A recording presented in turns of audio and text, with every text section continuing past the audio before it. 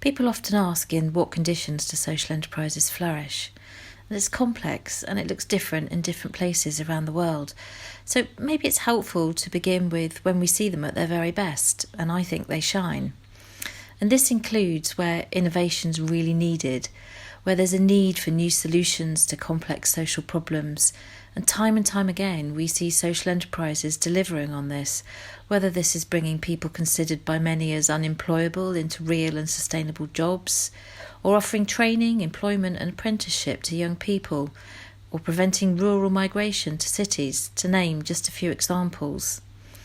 We also see strong examples of where the state doesn't or cannot provide, that frequently social enterprises are stepping in to deliver solutions, and examples here might be around recycling and refuse collection, healthcare or education. I think they excel when communities are motivated to collaborate together, and the power of their collective action shows what's really possible. However, to allow this to happen, there needs to be an enabling environment. And again, this is a complex picture to unravel, but social enterprises will thrive when there is what we describe as an ecosystem in place. And there is, in my view, some critical success factors that help.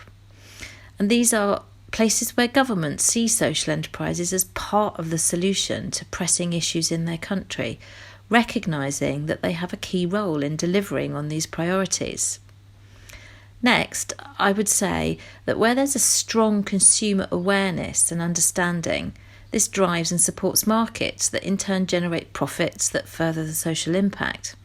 And a good example of this is the fair trade movement, that over time is now recognised by almost everyone and now achieves real economies of scale. And this is starting to happen for social enterprises in some parts of the world as consumers increasingly make ethical choices about the provenance of what they purchase. So people knowing what a social enterprise is and delivers is vital to growing their market share. And wrapped around this is, of course, the operating environment, and it needs to be one that's permissive. And this includes legal and fiscal incentives, alongside soft levers such as support programmes, governments acting as market makers via procurement.